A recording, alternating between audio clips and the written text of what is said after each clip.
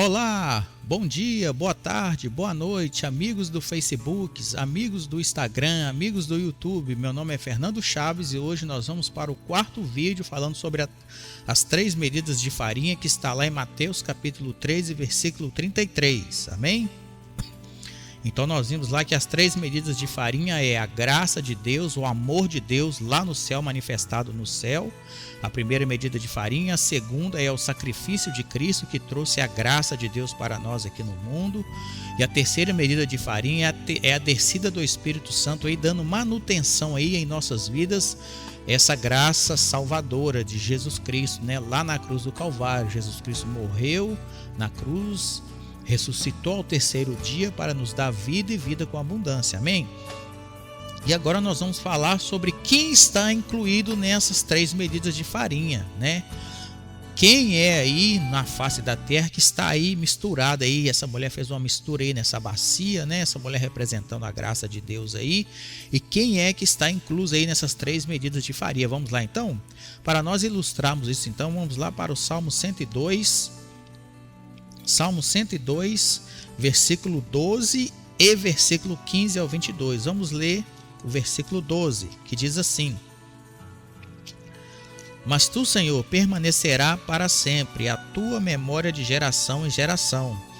Versículo agora 15 ao 22, que diz assim: Então as nações temerão o nome do Senhor e todos os reis da terra a tua glória. Quando o Senhor edificar Sião e na sua glória se manifestar, e atender à oração do desamparado e não desprezar sua oração. Isso se escreverá para a geração futura, e o povo que se criar louvará ao Senhor. Porquanto olhará desde o alto do seu santuário, desde os séculos, desde os céus, o Senhor observou a terra, para ouvir o gemido dos presos, para soltar os sentenciados à morte, a fim de que sejam anunciado o nome do Senhor em Sião e o seu louvor em Jerusalém.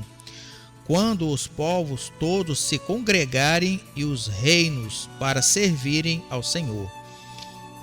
Vimos aí que o Salmo 102, que parece um simples salmo de devocional, mas na verdade está incluído aí as 3 medidas de farinha, né?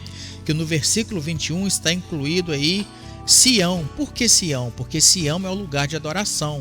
Quando o levita tocava lá o chofar, que era o instrumento daquela época, né?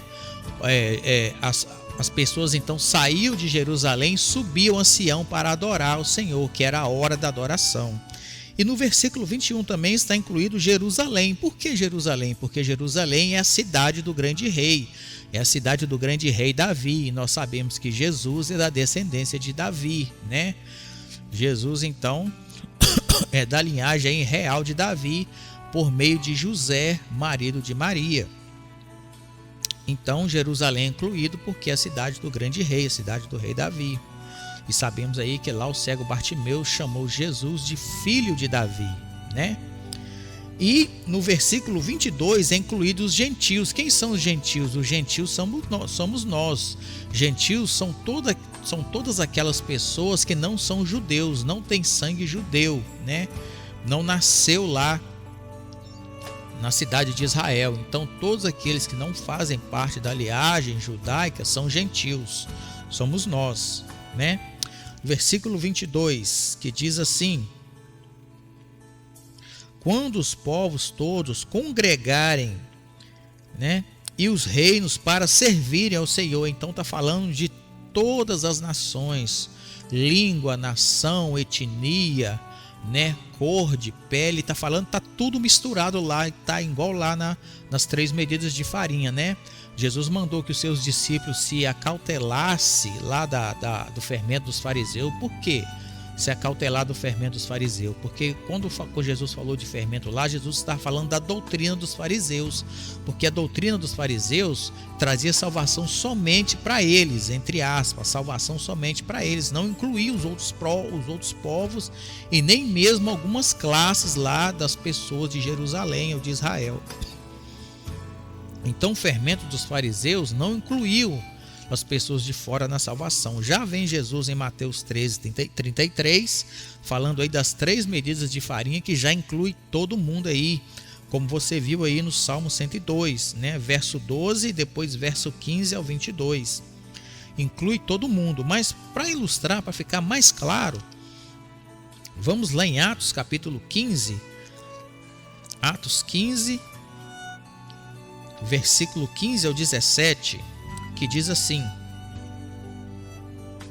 Atos capítulo 15, versículo 15 ao 17.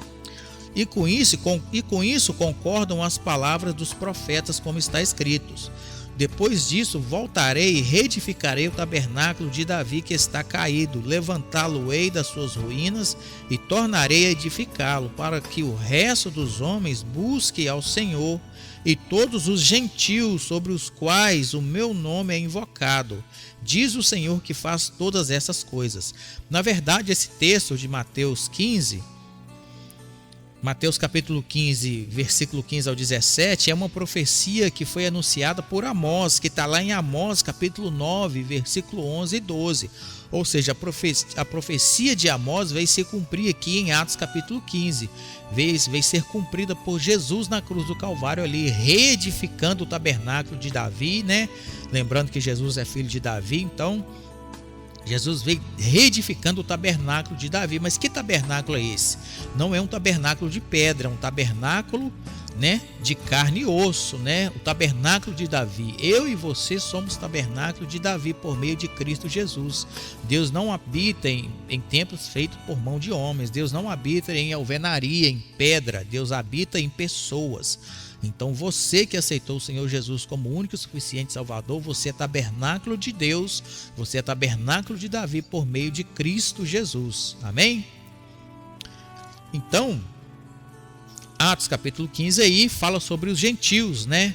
Nós, que Deus ia reunir todos os gentios, raça, língua, nação, etnia, toda qualidade de povos aí ia reunir para estar diante de Deus, para adorá-lo em espírito e em verdade. Amém?